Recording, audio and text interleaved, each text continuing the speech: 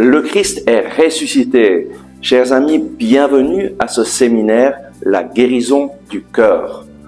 Tous, nous avons été blessés par des paroles, par des coups, ou peut-être par des injustices. Peut-être que nous avons été humiliés et ceci nous a blessés profondément. Et très souvent, lorsque nous nous sentons humiliés, blessés, nous nous renfermons sur nous-mêmes et nous essayons de nous protéger pour ne pas souffrir. Et nous prenons des habitudes de vie qui, malheureusement, continuent avec le temps. Et peut-être qu'après des années, nous continuons à souffrir de ce que nous avons passé dans notre enfance. Nous continuons à avoir des habitudes qui ne sont pas bonnes et qui nous empêchent d'être libres. Très souvent, nous continuons à ressentir le poids du mal que nous avons reçu dans notre enfance et après des années, notre vie n'est pas libre.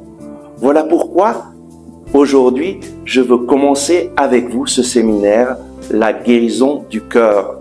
Et nous nous retrouverons chaque mois pour laisser le Seigneur agir dans nos vies et venir nous visiter dans ces situations de difficulté que nous avons eues. Et nous allons permettre au Seigneur d'agir en profondeur, de nous guérir et de nous donner la vie en abondance pour laquelle lui nous a créés. Aujourd'hui, je voudrais commencer avec un thème spécial, utiliser nos talents pour guérir de la basse auto-estime. Dieu t'a donné des talents extraordinaires lorsqu'il t'a créé et il nous dit dans sa parole, Éphésiens chapitre 2 verset 10, Dieu nous a créés dans le Christ Jésus en vue des bonnes œuvres qu'il a préparées d'avance pour que nous les pratiquions. Il t'a donné tout ce qui est nécessaire pour que tu puisses réaliser ces bonnes œuvres. Et à travers le prophète Jérémie au chapitre 29, verset 11, il nous dit « Moi, je sais les projets que j'ai formés pour vous, projets de bonheur et non de malheur, pour vous donner un avenir et une espérance. Vous m'invoquerez et vous viendrez, vous me chercherez et vous me trouverez, parce que vous me chercherez de tout votre cœur. » Le Seigneur a des projets extraordinaires pour ta vie. Le Seigneur désire agir avec puissance et te donner de vivre ces projets merveilleux, ces projets de bonheur et de paix. Mais bien souvent, nous pensons, notre vie, ma vie n'a pas tellement de sens, jamais les choses ne vont pouvoir changer. Aujourd'hui, le Seigneur te dit à travers le prophète Jérémie, « Vous m'invoquerez et vous viendrez. Vous me chercherez et vous me trouverez, parce que vous me chercherez de tout votre cœur. » Aujourd'hui, si tu regardes ce programme, c'est parce que tu es en train de chercher le Seigneur de tout ton cœur et lui se laissera trouver parce qu'il t'aime et il veut agir dans ta vie aujourd'hui. Malheureusement, nous avons eu ces expériences difficiles dans notre vie et nous ne savons pas comment nous en tirer. Parce que, en fait, nous avons un ennemi, Satan. Et Satan est un ennemi rusé et dangereux. Satan est un esprit qui connaît toutes nos faiblesses, qui connaît toutes nos blessures et essaie de les utiliser contre nous. Jésus, dans l'évangile de Jean, au chapitre 10, verset 10, nous dit que l'ennemi est venu pour voler, tuer et détruire. Mais moi, dit Jésus, je suis venu pour vous donner la vie et la vie en abondance. Satan essaye de voler toutes les bénédictions que le Seigneur nous donne. Il veut nous détruire. Et il sait comment utiliser nos blessures pour nous porter à nous replier sur nous-mêmes, pour essayer de nous protéger. Et très souvent, nous adoptons des habitudes de vie qui nous empêchent d'être pleinement libres, de nous épanouir. Nous construisons comme une forteresse dans laquelle nous nous emprisonnons. Et bien souvent, on prend cette mentalité de victime. Personne ne m'aime, ma vie n'a pas de sens, je ne suis pas capable de faire ce que je voudrais faire et je ne sais pas comment m'en sortir. Je pense qu'il n'y a pas de voie d'issue et que tout va continuer comme dans le passé. Pierre nous dit dans sa première épître au chapitre 5, versets 8 à 11, que Satan est un ennemi qui rôde autour de nous, cherchant qui dévorer. Soyez sobres, veillez. Votre part adverse, le diable, comme un lion rugissant, rôde cherchant qui dévorer. Résistez-lui, ferme dans la foi. L'ennemi cherche à nous dévorer, à nous faire nous replier sur nous-mêmes en pensant de façon négative. Pierre nous dit de résister. Et de résister comment? Ferme dans la foi. Notre foi nous dit que Dieu nous aime, Dieu t'aime, il t'aime personnellement parce que tu es son enfant. Il t'aime sans aucune condition parce qu'il est amour. Tu n'as rien besoin de faire pour mériter son amour. Il t'aime tout simplement parce qu'il est ton papa et il veut le meilleur pour toi. Il a un plan merveilleux pour ta vie et il t'a créé dans le Christ Jésus en vue des bonnes œuvres qu'il a préparées d'avance pour que toi, tu les fasses. Il y a des bonnes œuvres qui vont se réaliser seulement si toi, tu utilises les talents que le Seigneur t'a donnés et que tu te mettes à l'œuvre. Satan essaye de t'arrêter, mais nous avons besoin de lui résister, ferme dans la foi, en proclamant ces vérités. Dieu, tu m'aimes personnellement, tu es là, tu m'as donné des talents, je veux les utiliser. Les armes de Satan sont psychologiques. Il nous fait penser, qu'est-ce que les autres vont dire de moi? J'ai peur de ce que les autres pensent de moi et donc je ne vais pas faire ce que je sens dans mon cœur que je devrais faire par peur d'être critiqué. L'ennemi nous paralyse, il nous accuse. Peut-être que tu as des sentiments de culpabilité pour des choses que tu as faites dans le passé et tu te replies sur toi-même, tu n'oses pas sortir de toi-même. Tu penses que Dieu ne peut pas te pardonner et tu penses qu'il n'y a pas de futur pour toi. La bonne nouvelle, c'est que Dieu t'a déjà pardonné dans le Christ Jésus. Lorsque Jésus est mort sur la croix, il est mort avec ces paroles. « Père, pardonne-leur, ils ne savent pas ce qu'ils font. » Aujourd'hui, il vient pour te libérer de ton sentiment de culpabilité. Satan attaque nos pensées pour nous donner un profond sentiment d'autocondamnation. Et son arme la plus destructrice, c'est la faible estime de soi. Beaucoup de personnes souffrent de cela et pensent « moi, je n'ai pas de valeur. Jamais je n'arriverai à m'améliorer. » La faible estime de soi, c'est comme un cancer qui nous ronge de l'intérieur. On ne voit pas le cancer, mais il grandit, il grandit, il grandit et il nous détruit de l'intérieur. La faible estime de soi, lorsque on n'essaye pas de l'adresser et de la transformer dans la puissance du Saint-Esprit, cette faible estime de nous, c'est un profond sentiment d'infériorité, de ne pas être adéquat. Et on se ferme sur soi-même, on fuit pour ne pas souffrir. On essaye de nous protéger nous-mêmes. La faible estime de soi ralentit notre vie spirituelle. Notre prière personnelle, nous n'avons pas tellement l'envie de la faire, ou bien nous faisons notre prière rapidement sans vraiment rechercher le Seigneur. Et une chose que très souvent nous ne faisons pas, c'est lire la parole de Dieu. Dieu, dans sa parole, nous indique le chemin à suivre. Il nous parle, il nous dit « Je t'aime, tu es important à mes yeux, tu comptes beaucoup à mes yeux, tu as du prix, je t'aime, j'ai un plan merveilleux pour ta vie. » C'est seulement en lisant la parole de Dieu que tu vas découvrir les plans d'amour de Dieu pour ta vie. Voilà pourquoi l'ennemi essaye de nous freiner. Et il fait tout pour que nous ne lisions pas la parole de Dieu, pour que nous ne prions pas avec la parole de Dieu. Une autre chose que l'ennemi fait à travers la faible estime de soi, c'est qu'il nous empêche de vivre ce pourquoi nous avons été créés. Nous pensons, mais moi je ne suis pas capable. Saint Paul nous dit, je puis tout en Christ qui me rend fort. Et c'est une phrase que nous devons proclamer. Jésus-Christ te rend capable de réaliser ces belles œuvres pour lesquelles Dieu t'a créé. Dieu t'a donné des talents et il est temps de les utiliser. Il est temps de fixer ton regard sur Jésus, de l'accueillir dans ta vie et de lui permettre d'agir pour toi, afin que tu puisses réaliser tout ce pourquoi Dieu t'a créé. La faible estime de soi paralyse notre potentiel.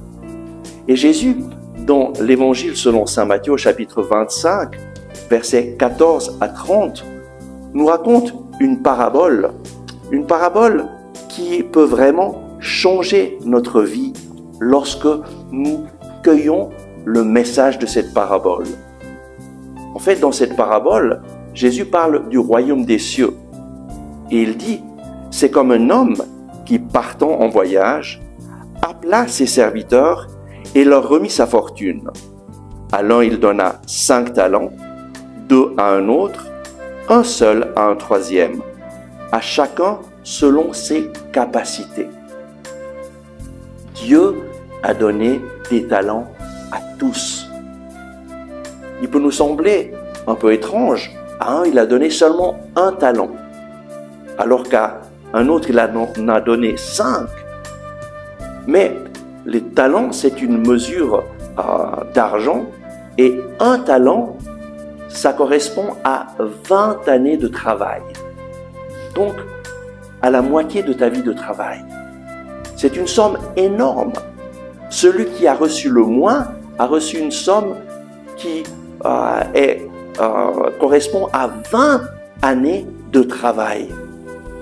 Et ce qui se passe dans cette parabole, celui qui a reçu 5 talents, il les fait fructifier, et quand son maître revient, il lui présente ses 10 talents.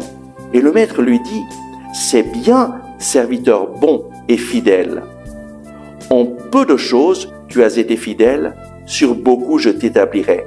Entre dans la joie de ton Seigneur. Puis vient celui qui avait reçu 2 talents, et il avait multiplié, travaillé avec ses talents, et on avait 2 autres. Et il les présente à son maître, qui lui dit la même chose, c'est bien, tu as bien fait, entre dans la joie de ton maître.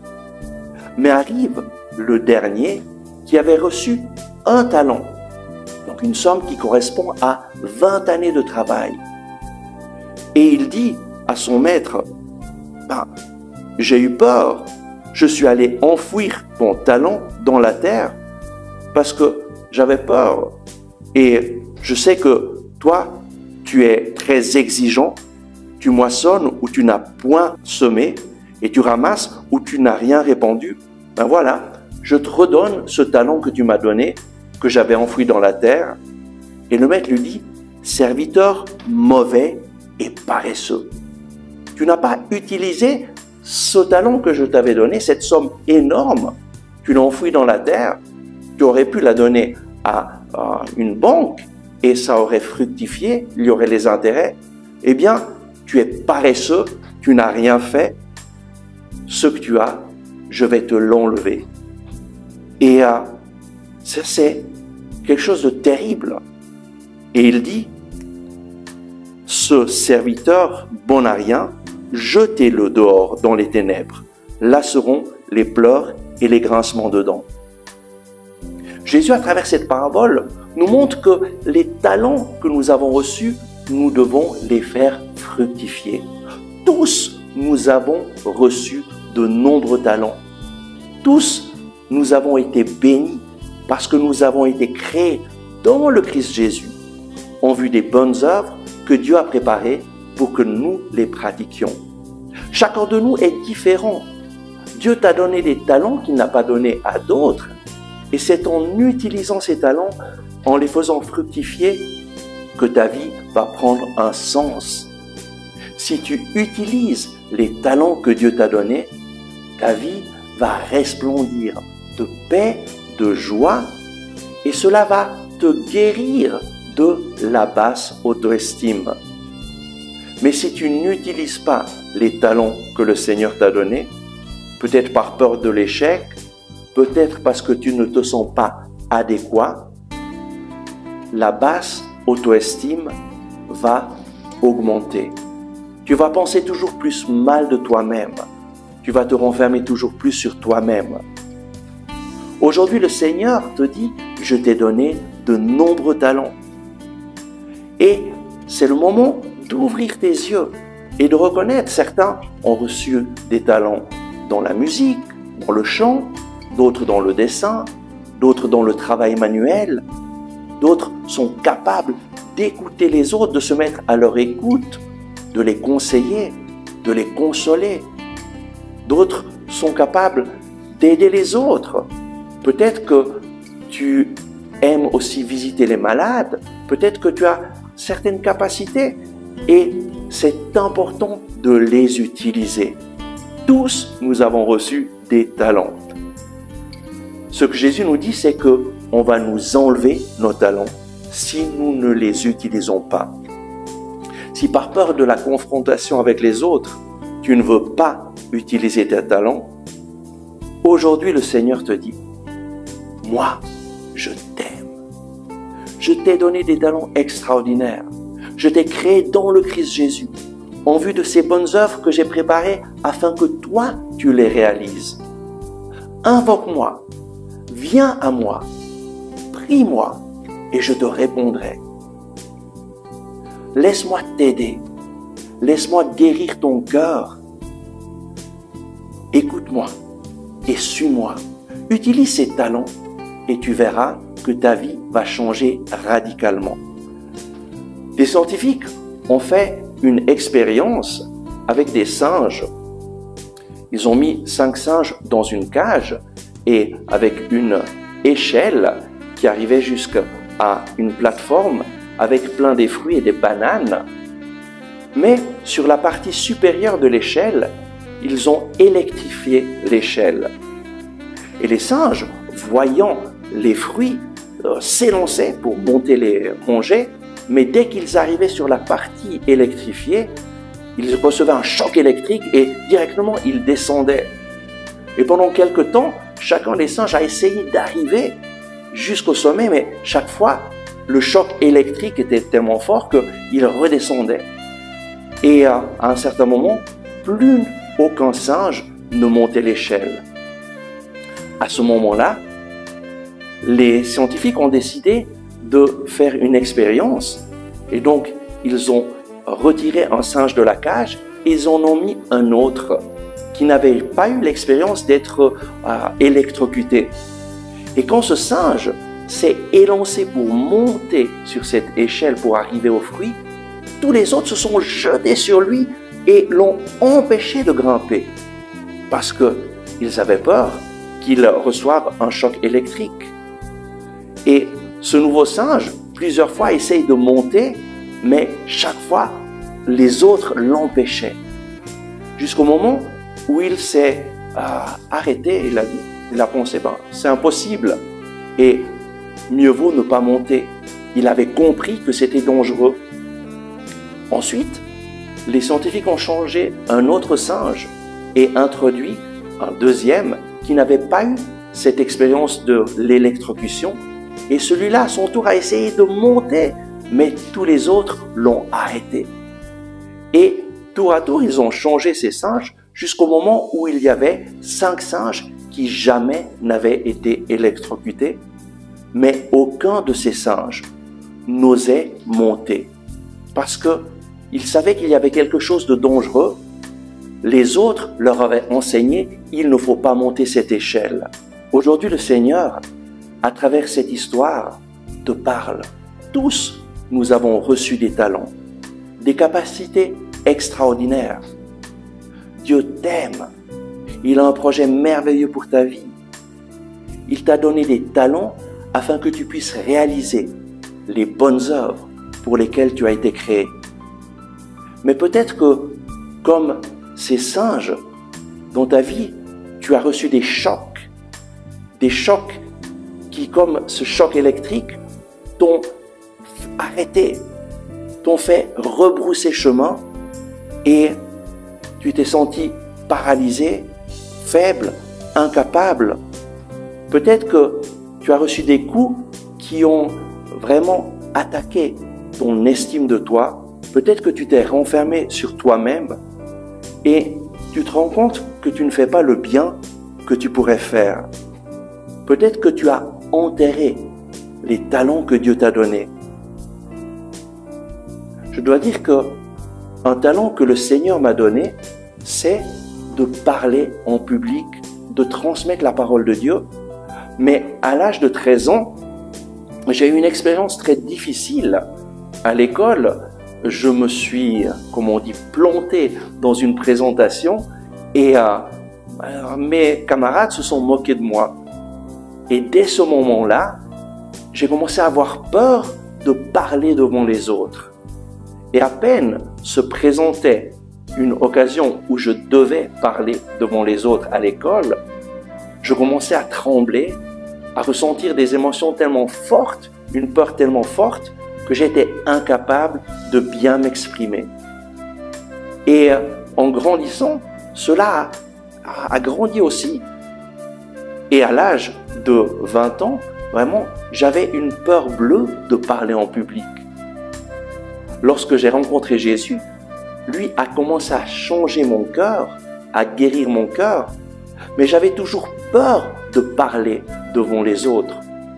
Je me rappelle, une fois j'étais aux Philippines, dans une assemblée de plus de 50 000 personnes, et on m'a appelé et on m'a demandé de faire un témoignage devant tous ces gens. Mais directement, la peur m'a assailli et j'ai refusé de le faire. Mais je sentais dans mon cœur que j'avais dit non au Seigneur. Et je lui ai dit, Seigneur, je suis désolé, la prochaine fois, je te dirai oui. Mais j'espérais dans mon cœur que cette prochaine fois serait dans bien longtemps parce que j'étais conscient que j'avais peur et que j'étais incapable de parler en public. 3 ans plus tard, dans une école d'évangélisation à Rome, le Seigneur m'a appelé à témoigner et les responsables m'ont dit, on a pensé à toi pour faire ton témoignage à la fin de la messe. Et lorsque on m'a demandé cela, la peur m'a assailli. Mais j'ai réagi de façon différente. J'ai dit, Seigneur, c'est toi qui me demandes de parler. C'est toi qui me demandes de témoigner. Viens avec moi.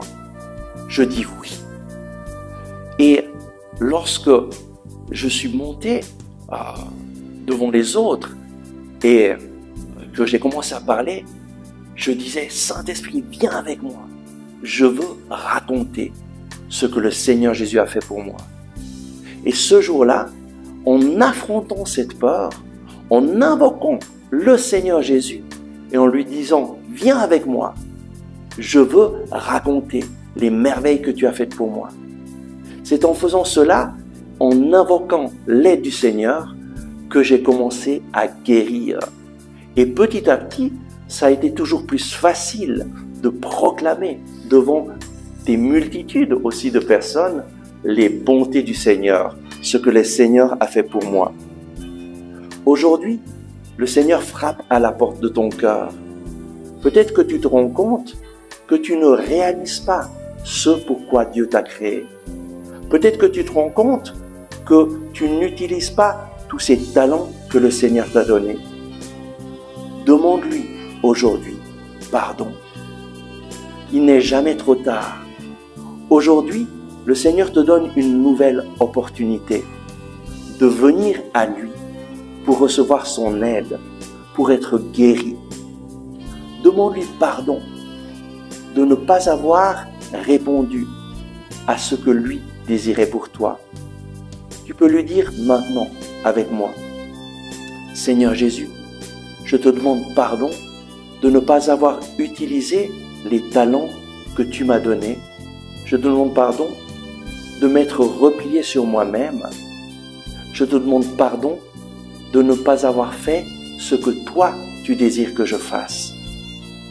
Aujourd'hui, je reviens à toi et je te consacre ma vie. Je te consacre mes talents. Je t'invite, mon frère, ma sœur, à ouvrir tes mains en signe d'ouverture au Seigneur et à lui dire « Me voici, Seigneur. Je viens à toi pour faire ta volonté. Je te consacre mes talents. Je veux réaliser ce pourquoi tu m'as créé. Tu vois que j'ai peur, mais je te donne mes peurs. Viens me guider avec la puissance de ton Saint-Esprit pour que je puisse réaliser ces bonnes œuvres pour lesquelles tu m'as créé. Amen.